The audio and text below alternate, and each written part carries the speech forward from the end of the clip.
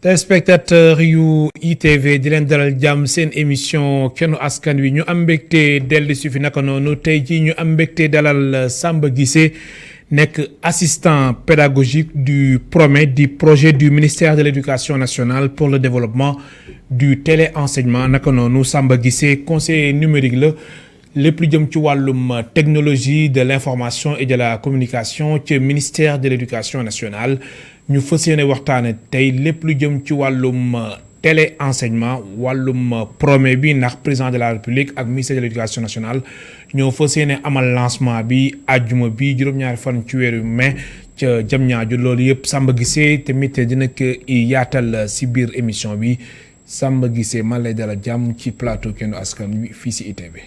jërë ngeen jëf si invitation bi. maa ngi kontaan si invitation bi di nuyu seen téléspectateur. alors Samba Guissé da ngeen fas yéene lancé lu ñuy wax PROME. mu nekk lu jëm ci wàllum téléenseignement ndax gis nañ téléenseignement ak tamit apprendre à la maison solo gu nga xamante ni am na ko ci période mbas mi rawatina daaw.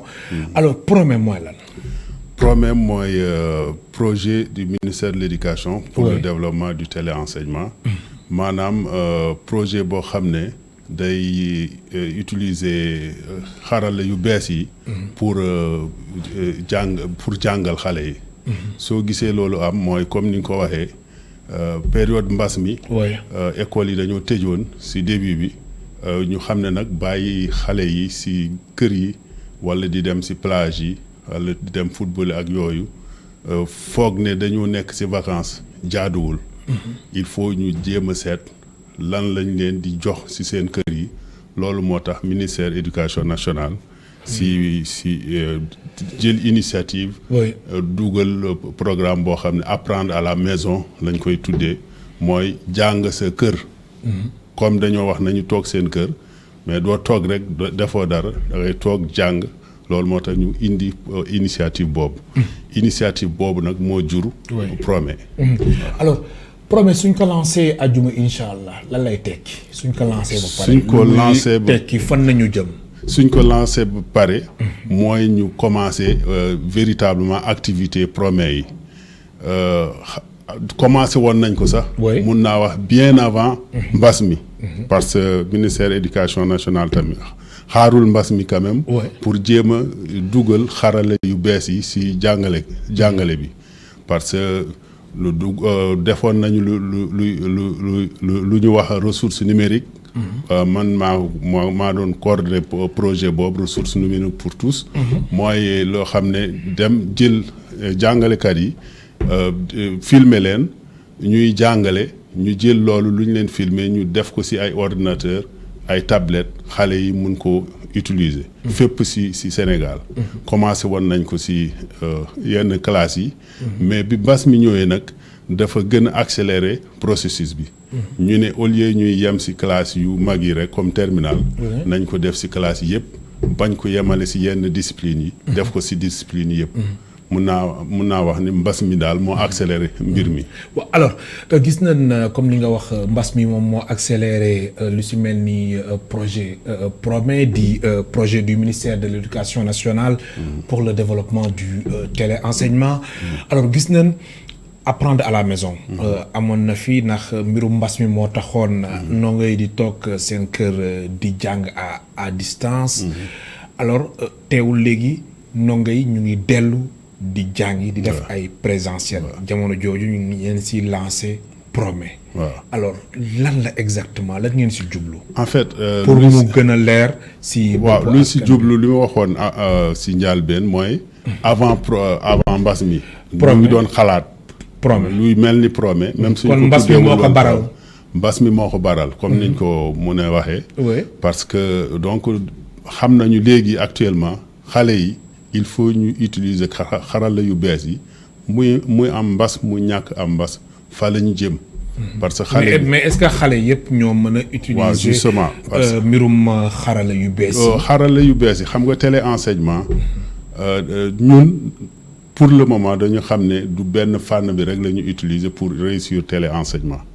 accès yi bëri nañu. ñu ne am na ñoo xam ne parce que bi mbas mi commencé dañ ñoo jagleel canal 20 bu TNT bu ñu tuddee ko canal éducation dañ koo jagleel te d'ailleurs si ajjuma bii di ñëw dinañ si wax li jëm tamit si canal boobu canal éducation boo xam ne 100% éducation la bon biñ ko jagleel ki xale yi xam nañu même si Dakar du ñëpp ñoo am TNT donc am na ñoo xam ne suñ leen waxee nañu yem si canal bi rek soo moytul duñ jàng. kon mbir mi du sotti fekkee ne si canal bi rek lay yem. waaw léegi nag ñu ne nañ ko def si smartphone yi si téléphone yi parce que xale yu bëri am nañu téléphone. mais tamit est-ce que xale yëpp ñoo am. non xale non damay continuer ay élèves yoo xamante ne ay portable yu. waaw loolu laa la bëgg a wax. ñu ne nañ ko si def yenn application yi ñu def ko si téléphone yi. ñu ne loolu doyul. nañu dem contacter yenn rajo yi. parce que si yenn dëkk yu sori yi. peut-être sax télé amu fa. surtout les rajo communautaires am na 120 rajo communautaires. ñu def un accord avec rajo communautaires yooyu. malgré cela ñu ne doyul parce que am na foo xam ne amul rajo amul télé. ñu ne nañu jéem a jënd. ay lu ñuy wax. ay télécopieur duplicopieur yoo xam ne ay photocopie yu mag yoo xam ne dañ koy dugal si académie bu nekk ñu def fa benn IEF bu nekk ñu def fa benn ñooñu ñu mun a multiplier lu ñu xool si télé bi même su dee du nekk 100% loolu ñooñu tamit am dara ñooñu tamit am loo xam ne dinañ ko utiliser. lu ñu bañ li dak mooy am une école à plusieurs vitesses. loolu moo tax il faut ñu xalaat xale yi yëpp. fu ñu mun a nekk en attendant nag. en attendant nag. mu xam nañu. il faut ñu jëm si xarale yu bees yi. loolu moo tax mais xale yi nga xamante ni ñoom amuñu portable yi. waaw comme ay smartphone da ngeen waa ministère est-ce que yéen tamit doo leen xool ngeen jéem a. pour xale yooyu ñu am téléphone. effectivement commencé nañu ñu mën a connecté wu. commencé nañu bi ñu njëkkee dugal ordinateur. bi ñu njëkkee dugal ressource numérique. dugal nañu si école yi 2000 tablettes. 2000 tablettes. C'est vrai du dara. Par rapport au nombre d'élèves. Mais commencement la dugal nañ si ay salle informatique. si école yi lycée yi 300 lycées dugal nañ fa ay machines ay ordinateurs. waaw pour ñu mën a utiliser parce que xam nañu suñu bëggee def téléenseignement dugaluñ si loolu du sotti. xam nañu pour réussir téléenseignement il faut 4 axes. il faut nga am équipement. du jàngalekat yi dañ leen war équiper. élèves yi ñu équiper leen loolu mooy fànn bu njëkk bi. beneen fànn bi il faut mu am une connectivité. internet bi il faut mu nekk partout. mais justement mais mbirum connectivité boobu. waaw est-ce que aussi école yëpp am nañ connexion. waaw loolu laa wax ma ne condition yi ndax fekkee ni xale yi aussi des fois peut-être jënd paas yi mën na xaw a metti. si ñoom condition yi laa lay wax. connexion bi tamit. condition yi laa lay wax d'abord après ñu seet. benn bu nekk lan lañ ban stratégie cadre yooyu la. cadre yi ñaari laa si limagum. mooy équipement. connectivité ensuite il faut ñu former jàngalekat yi.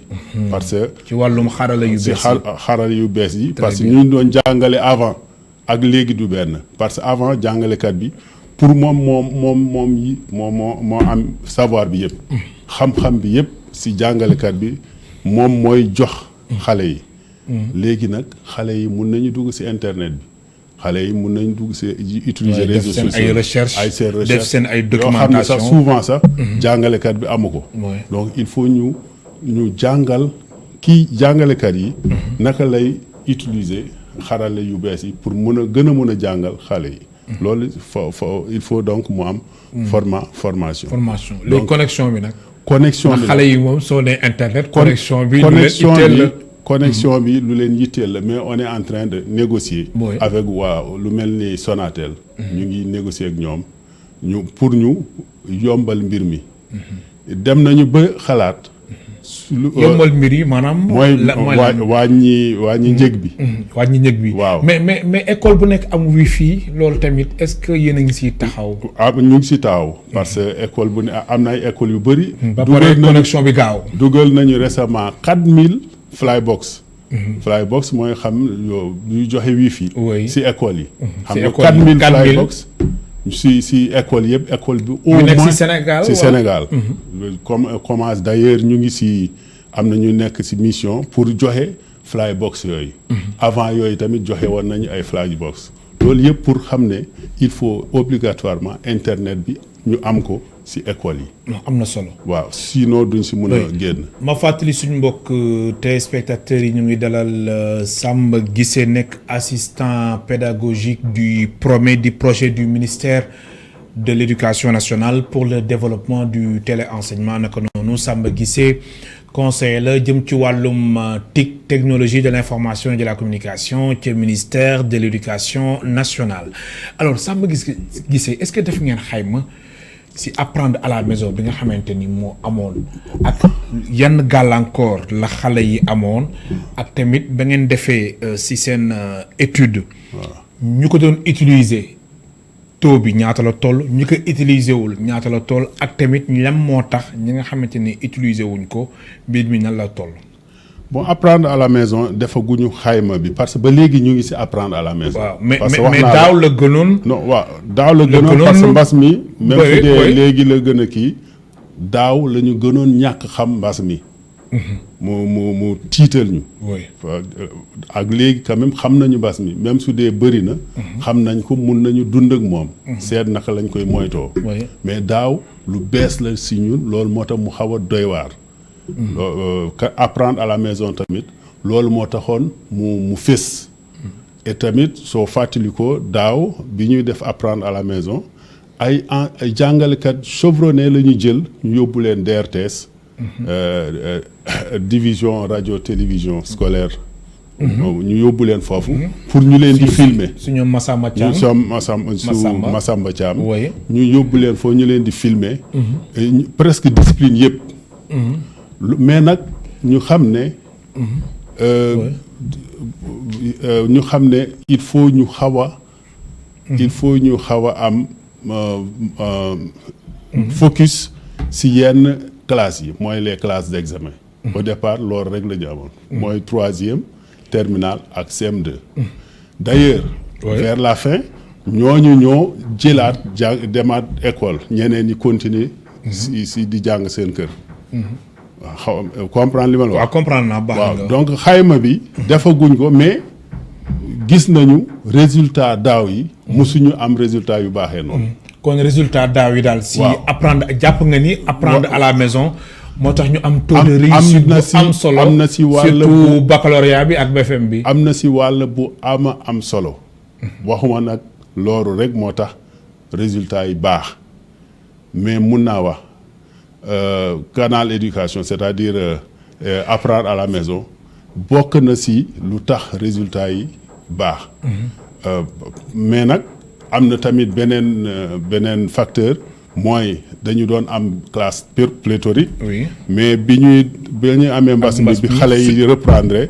presque ay 20 élèves ñoo doon nekk. si classe distanciation physique bi moom moo waral li ne mel. tamit yenn njàngalekat yoo xam ne si classe intermédiaire la ñu yore woon dañ leen doon utiliser ñu gën a renforcer yeneen jàngalekat yi. donc dañoo tegoon bët bu baax a baax si classe examen yi ñëpp ko song parents d'élèves yi. enseignants yi ñëpp si song loolu tamit bokk na si mais. apprendre à la maison vraiment am na si fànn léegi nag dafa guñu xayma bu scientifique bu ñu wan lii tel taux moo tax apprendre à la maison bi bokk si réussite bi wala lool mais dinañ ko def. mais est-ce que xayma bi aussi waru woon jiitu PROME bi. non lu ma la wax lii PROME bi. lancé est-ce que tamit waroo leen woon génne benn xayma benn étude ñu xam exactement chiffres yi nga xamante ni moom moo am ci wàllum apprendre à la maison mbir mi na la tëddee laataa ngeen di sóobu bu baax si promet bi. Samba Guissé non loolu peut-être c'est gis-gis la xam nga stratégie bëri na ay stratégie wax naan apprendre à la maison presque si biir non promet si biir apprendre à la maison la judd wooy donc su ñuy def xayma mun naa wax promet sax la ñuy def xayma la ñuy xayma. mais apprendre à la maison aussi ñu xayma ko am na solo. non apprendre à la maison. oui ñu xam. moo prolongement la. su ñu xaymee promet daa mel ni ñu ngi évaluer apprendre à la maison. parce que apprendre à la maison initiative la. oui parce que mun naa wax ñëpp jàpp nañ si même yéen. def ngeen fi ay. bien sûr fii amoon na émission bi fi doon def e-école amoon na. même yenn jàngalekat yi ñu ngi doon utiliser WhatsApp. pour des ak seen élèves yi. avant même ministère bi di xalaat apprendre à la maison. donc loo xam ne lu ñu bett la. mais nag problème mu télé enseignement bi. ñëw na xalaat bi ñëw na bien avant. mbas bi di ñëw. loolu moo tax loolu du tax ñuy def benn évaluation à mi-parcours pour dem si. promet am na solo ma fàttali suñu mbokk téléspectateurs yi mën ngeen woote si 88 628 74 74 88 628 74 74 ngir participer si émission bi. alors Samba Guissé ñi nga xamante ni amuñu connexion wala ñi nga xamante ni ñu ngi si gox-goxaat yi. ñooñu mbirum télé enseignement moom la mooy saafara si ñoom. xam nga télé enseignement bi tur bi. day rapport tout de suite à dañu foog ne rek il faut nga am xarala yu bees yi. mais télé enseignement c'est un tout. c'est un tout enseignement à distance. l'essentiel kon yamul rek si xarala yu bees yi. non l'essentiel fi ngay jàngale mais ñun commence même man bu ma doon jàng primaire. am na ay émissions yu ñu doon def à travers la rajo la. loolu télé enseignement la. parce que doo jàkkaarloo ki lay jàngal. da ngay dégg baatam mais doo ko gis. mun nga ko kii rajo. mun na la bindal poste. dans temps bi ñuy amee poste ñu courrier bi ñu posté la ko. nga répondre loolu yëpp si biir télé enseignement mais jamono ji est-ce que Sénégal pare na pour loolu. Sénégal. xam nga tamit ndongo yi nga xamante ne jàng est-ce que pare nan wàllu changement de comportement est-ce que sensibiliser nañ leen si ba ñoom ñu mën a sóobu si mbir mi Samba Guissé. effectivement xam nga loo gis suñu xaaree ba lépp yomb ñu soo ko def duñ ko def. il faut nga commencer dara au fur et à mesure ngay rectifier le tir. parce que munoo wax naa am lépp ba mu yomb ma soog commencer il faut ñu commencer d'abord. nañu commencer. avec ce qu'on a et au fur et à mesure ñu rectifier ñu xam nañu te tamit am nañu ay partenaires. parce que xam nañu lii lu ay moyens yu rëy la laaj. Sénégal état du Sénégal rek mënu ko. song. mais alors ñu am ay partenaires mais alors partenaires yi ñoom ñoo si initiative yi si ñoom la jógee wala Sénégal moo amal initiative yi partenaires yi dugal seen. non mënul jóge si partenaires yi. kon si Sénégal la jógee partenaires yi comme ay Banque mondiale. waaw ñu wax leen wax ñooñu dañ si dugal seen loxo rek. partenaires yi initiative yi Sénégal la. initiative apprendre à la maison Sénégal la. oui. léegi partenaires yi gis ñu ne dañ mun nañu jàppale si loolu. Banque mondiale loolu moo tax mu indi ko si mbir mi. AFD moo ko loolu moo tax mu. agence française de développement waaw agence UNICEF. loolu moo ko indi UNESCO. loolu moo ko indi ñoo ñëpp ñu ñëw pour jàppale ñu. si mbir mi. mais nag apprendre à la maison ñun ñooy wax lii la ñu bëgg. ñoom ñu ñëw jàppale ñu si lu ñu bëgg du ñëw importer seen mbir ñëw imposer ñu ko déedéet. ñooy wax kon yéen da ngeen si ànd ak Fonds des Nations Unies pour l'enfance di UNICEF. UNESCO Organisation des Nations Unies pour l'éducation la science et la culture. naka noonu AFD Agence française de développement. ak Banque mondiale. ñoom ñooy partenaires yi nga xamante ni ñoom sóobu nañ si projet bi. effectivement. sóobu nañ si projet bi. donc te ba léegi ñu ngi ànd ak ñoom. alors changement de comportement bi moo doon wax léegi foog ñu taxaw si est-ce que côté boobu yéen a ngi koy bàyyi xel bu baax. ñu ngi koy bàyyi xel ndax xam nga xarale yu bees yi fekkee ne am na ñoo xamante ne ñoom xamuñ loolu lu ñu xam moom mooy dem classe jàngi prof yi expliquer leen 1 + 1 = 2. ñoom fekkee ne loolu lañ xam ak ñi nga xamante ne ñoom xarale yu bees yi xamuñ ci lu bëri ngeen bëgg indi lu bees nekk lu am solo wàllum xarale yu bees yi. jëm ci wàllum téléenseignement. changement de comportement boobu si ndongo yi est-ce que yéen a ngi si taxaw bu baax. du si ndongo yi rek même si jàngale. waaw même si jàngale mais d'abord si ndongo yi. waaw xam nga c'est pas pour rien ministère bi. recruter na kenn koo xam ne changement de comportement moo tax muy jóg. pour dimbali ñu si loolu. du moom rek. moom rek. non ma ne du moom rek. am na yu ministère bi recruter. pour loolu waaw pour loolu. changement de comportement parce que xam nañu lii il faut sensibilisation ànd si. parce que réseaux sociaux ma joxe la exemple réseaux sociaux yi rek. xale yi dañoo foog ne loolu pour foo rek la. alors que loolu rek mënoon nañ ko utiliser pour sukkali jàngale bi. parce que si mun naa wax si téléenseignement la bokk. ma jox la benn exemple réticence am na.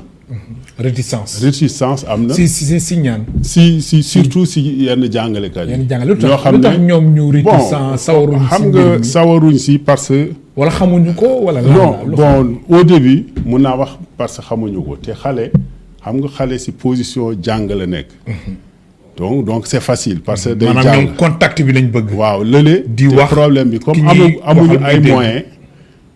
jàngalekat bi ak kii jàng. sont obligés souvent de rester ensemble pour jàng xarali yu bees yi. te jàngalekat bëggul feeñal boppam devant son élève ses carences par exemple. loolu c'est un exemple man jox la benn. man jàngale waaw man jàngale naa ndax li ngay wax ni dafa am solo. man jàngale naa parce que professeur de sciences physiques la. très bien sama dernier poste lycée Seydou Nour Tall la. mais man maa yore woon salle informatique boobu établissement. très bien. ma benn anecdote rek laa la si may.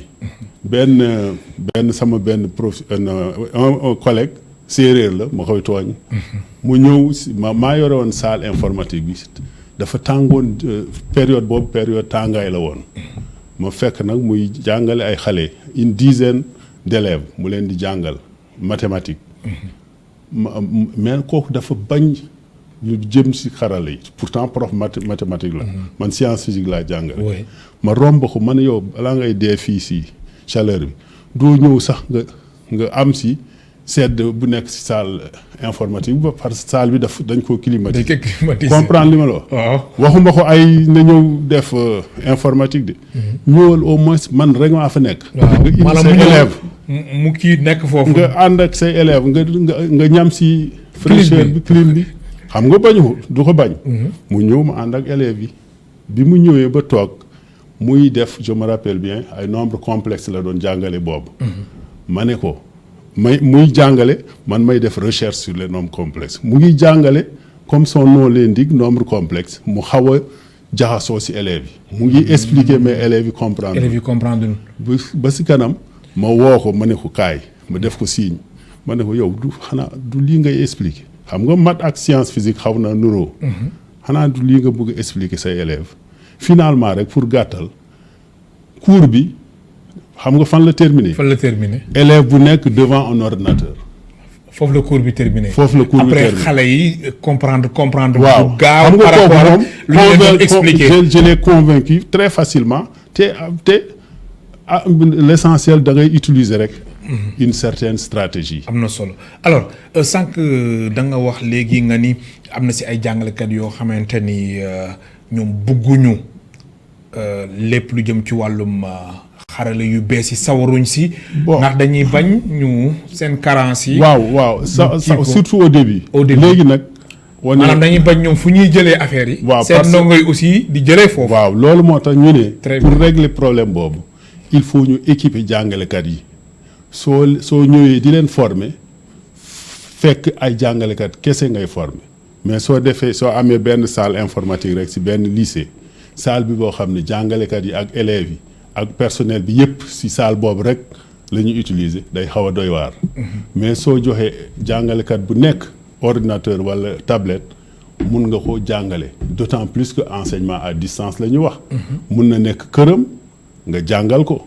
naka la ñuy defee lii ak lii nga partager son écran nga won ko affaire yi nu muy demee. mais alors si sa gis-gis ban moo gën a gaaw wala ça dépend si ndongo yi explication bi nga xamante ni présentiel lay doon ak boo xam ni à distance. xam nga nag ki nga nekkal na ngeen nekk si classe ndongo bi nga koy expliquer muy gis. waaw ak koo xamante ni dafa toog këram. yow nga toog sa kër. waaw nga koy expliquer à distance. waaw en fait ça dépend. ça dépend si surtout foofu lay sensibilisation bi ñëw. oui parce que xale bi su dee këram la nekk. su dee nekkul amul une certaine conscience du mun a jàng. parce que këram la nekk donc loolu il faut ñu sensibiliser ko mais nag affaire bi ndànk-ndànk la parce que ñu ngi ci présentiel. du ñu jóge tëb ci présentiel rek dem ci enseignement à distance. am na paire franche boo xam ne mix lay doon.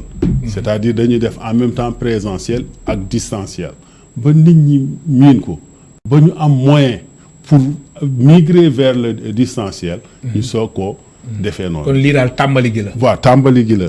tàmbali gi la te dañu def lépp léeg-léeg mun naa wax rek c'est un plus. l'enseignement à distance pour le moment c'est un plus ba dem ba miin ko mun na am ay feeg ñaari at ñett at ñeent at. su nit ñi miinee surtout nag suñu amee moyen. parce que dafa laaj ay moyens. alors est-ce que mën nañu wax ni téléenseignement mën na pallier absence des cours. téléenseignement mun na pallier absence des cours. si naka. non parce que da ngay sauvegarder cours yi si fenn. mun nga ko utiliser plusieurs fois mun nga absenter nga ñëw xoolaat ko.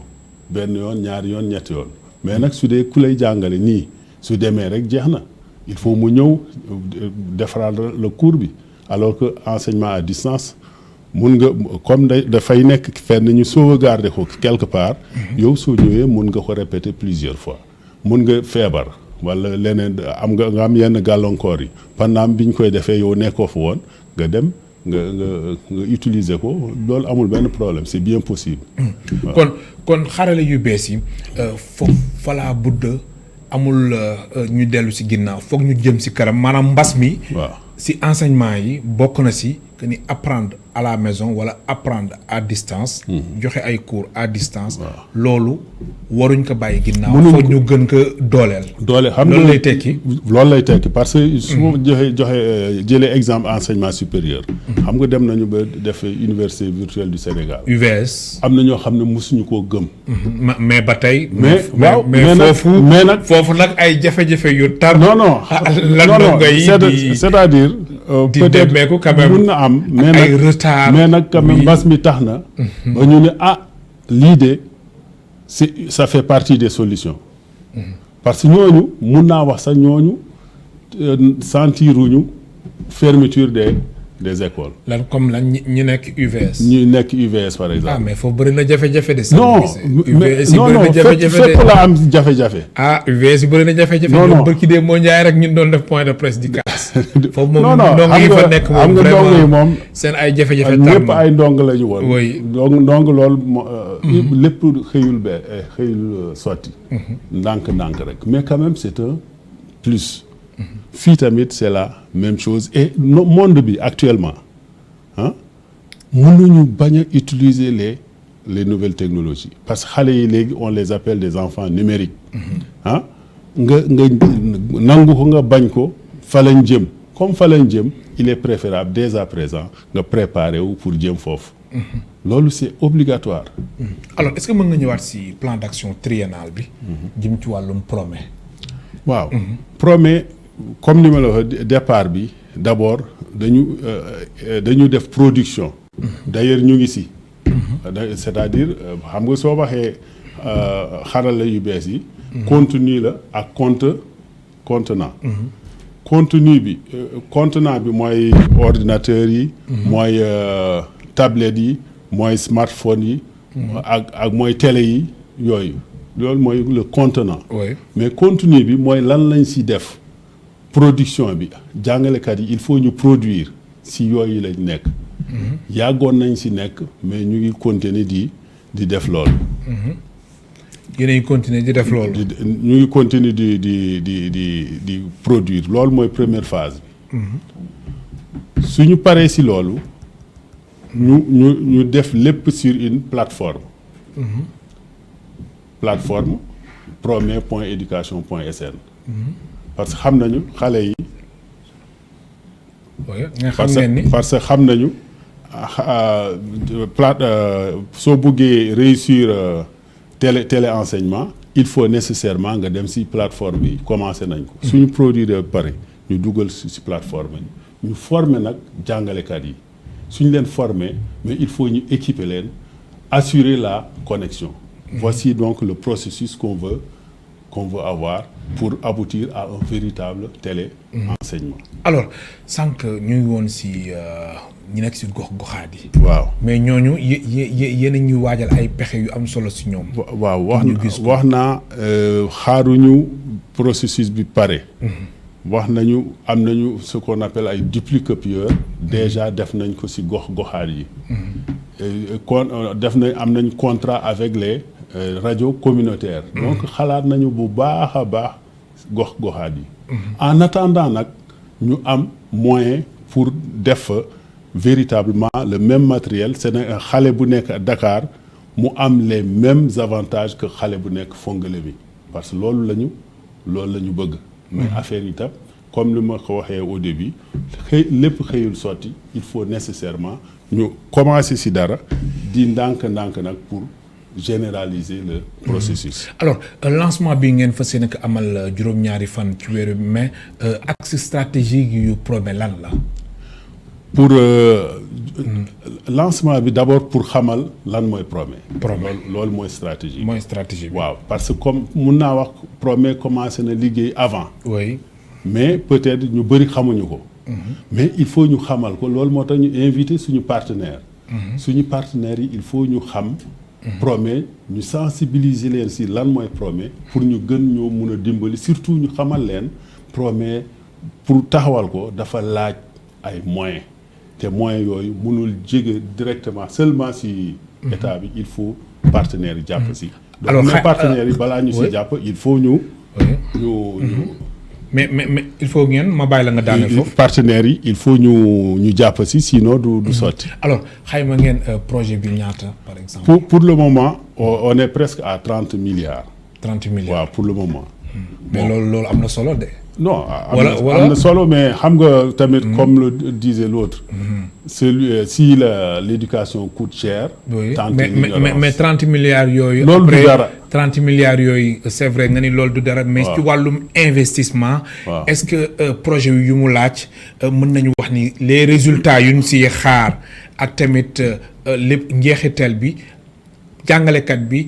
ak ki nga xamante ne moom mooy jàng muy ndongo bi dinañ si gis seen bopp. suñu defee moyens yëpp. fekk suñu defee moyens yëpp conditions yi suñ ko si defee dinañu gis seen bopp. conditions yi. waaw conditions yi mooy ñu équiper enseignants yi équiper élèves yi assurer la formation. mais oui assurer la connectivité. suñu amee yooyu. obligatoirement mais équiper enseignants yëpp équiper élèves yëpp. est-ce que non xam nga wax naa la ko affaire bi am na déjà ay jàngalekat suñuy équipé dañuy seet une discrimination positive. am na ñoo xam ne amuñu carrément. équipement maanaam ñooñu. ñu commencé si ñooñu. am na ñoo xam ne présentement am nañu. l'équipement sax boo xam ne jàngalekat amu ko. dañuy seet prioriser seet fan la équipement bi yelloo ñu yóbbu ko en un premier temps ñu yóbbu ko foofu. parce que xam nañu mënuñ koo defandoo. en même temps. ñu commencé ci ñooñu suñu paree dem ci ñeneen ñi. alors ci wàllum sensibilisation jàngalekat yi nga xamante ni ñoom ànduñu ci lépp lu jëm ci wàllum xarale yu bees yi. est-ce que yéen a ngi waxtaan ak ñoom walla syndicat d'enseignants yi ngir convaincre leen ba ñoom ñu mën a adhérer bu baax ci projet bi. waaw xam nga déjà le ministre de l'éducation nationale. moom mu ngi jokkoo jàngalekat yi ak syndicats yi ak lépp ci lu jëm ci njàng mi. et léegi sax xarale yu bees yi la ñu utiliser pour connecter ak syndicats yi ak inspecteurs d'académie yi. xam nga dañu doon jóge ci régions yi ñu ñëw fii Dakar. mais léegi ci via yenn application yu mel ni Teams yu mel ni Zoom yooyu la ñu utiliser pour.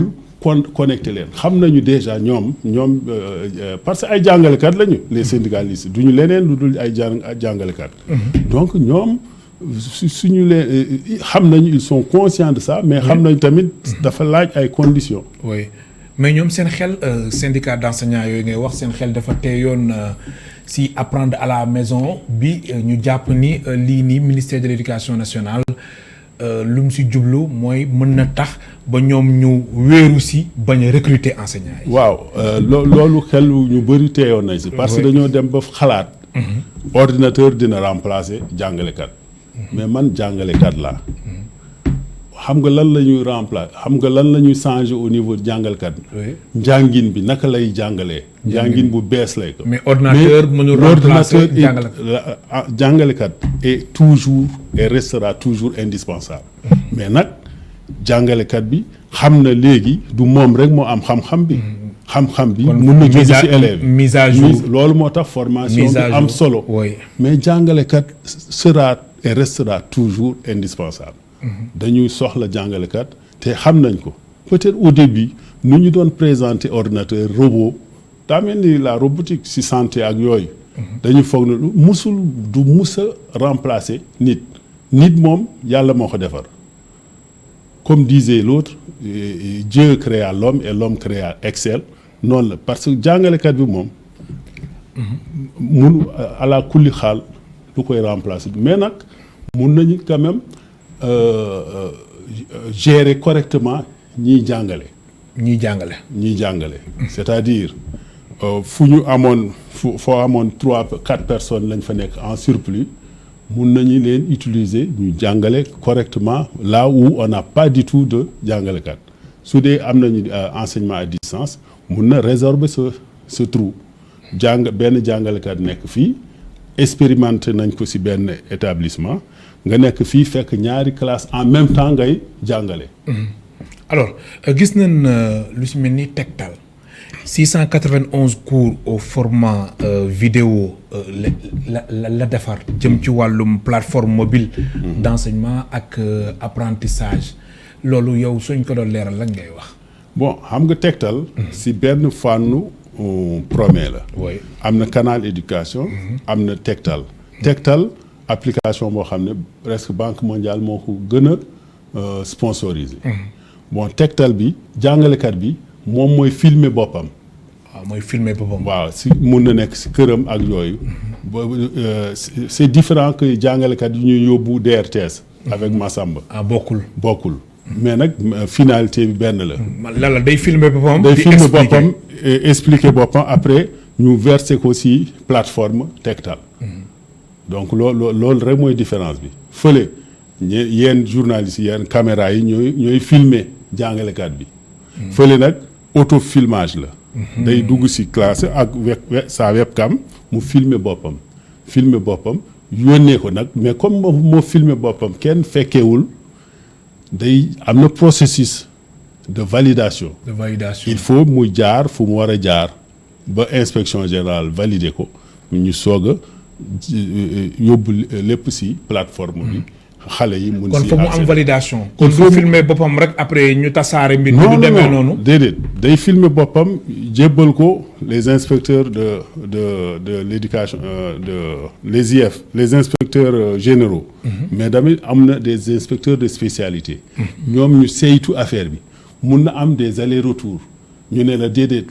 li nga defoon yëpp baaxul mu defaraat ko. mu reprendre à zéro mun na am ba ñu d'accord ñoom ñëpp am na ay technopédagogue ci biir ak yooyu ba ñu d'accord si lépp su yombee nag ñu soog koo jébbal plateforme bi ubbi ko nag aux élèves. alors seen prof ak seen ressources seen prof d'abord. seen prof. comme son nom l'indique c'est ay ressources yoo xam ne dañ ko jagleel jàngalekat yi loolu moo tax ñu tuddee ko seen prof.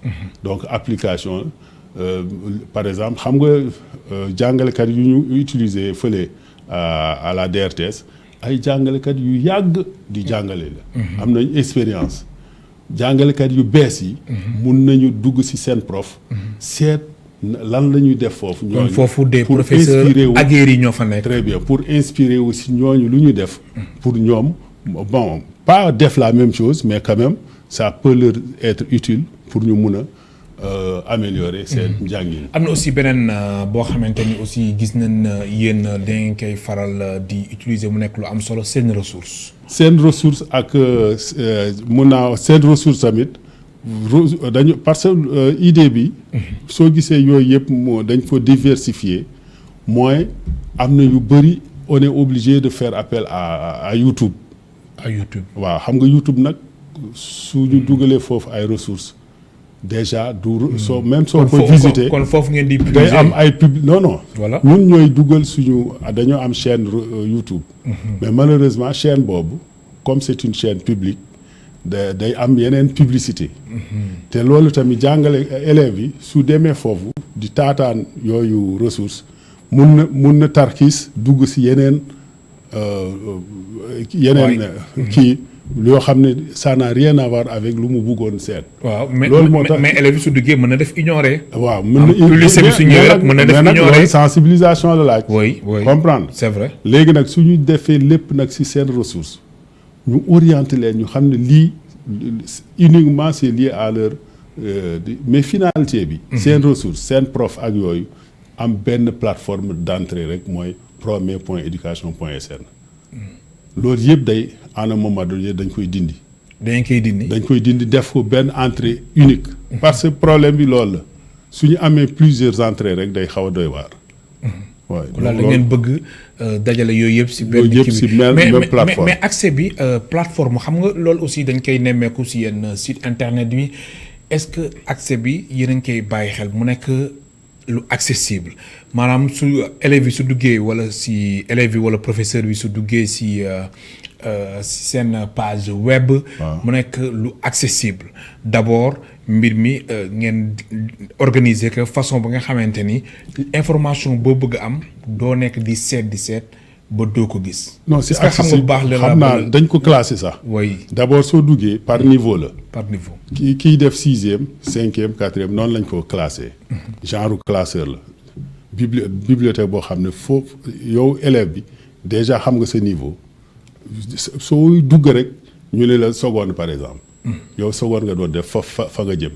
soo duggee seconde ñu ne la maths physique et cetera. noonu lañ ko classé. donc recherche bi dañ ko yombal. dañ ko yombal alors gis nañ aussi léegi ay ouvrages yi nga xamante ni nekk en ligne depuis lu yàgg sax depuis belle lurette alors loolu tamit yéen a ngi koy prévoir pour ay ouvrages yi nga xamante ni surtout ay ouvrages yi nga xamante ni dafa nekk au programme ñu nekk en ligne. effectivement xam nga loolu moom dañu digitaliser. bien sûr bon loolu tamit si kii bi la bokk si processus bi la bokk. même su dul départ bi.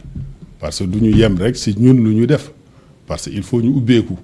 ubbeeku bi nag mooy dem bay télécharger ay yenn ouvrage yi il faut ñu am ay bibliothèques numériques.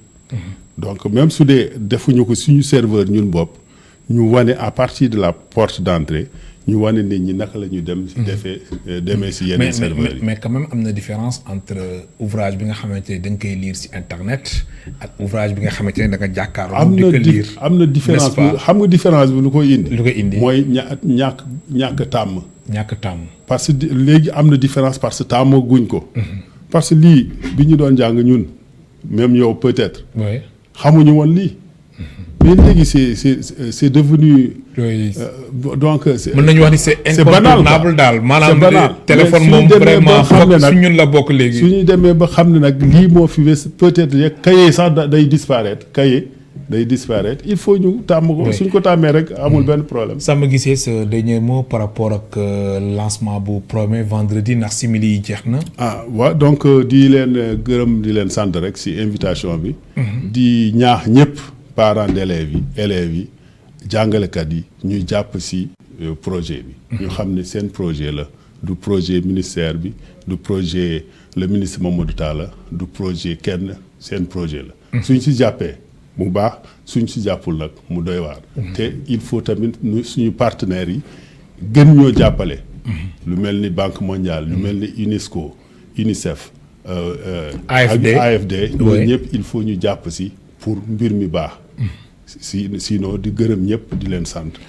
di la jaajëfal bu baax a baax mu nekkoon Samba Guissé assistant pédagogique du Promet projet du ministère de l'Éducation nationale pour le développement du téléenseignement naka noonu Samba Guissé conseiller la ci wàllum TIC technologie de l'information et de la communication ci ministère de l'éducation nationale. Mass Mboup moo nekkoon ci réalisation bi ak ki nga xamante ni moom mooy Ramatoulaye Sall Diop. Mafal Fall moo nekkoon ci caméra bi. mbokk téléspectateurs yi amul seen fay ñu leen di gërëm baax di leen sant ba suba incha allah ñeenti waxtu.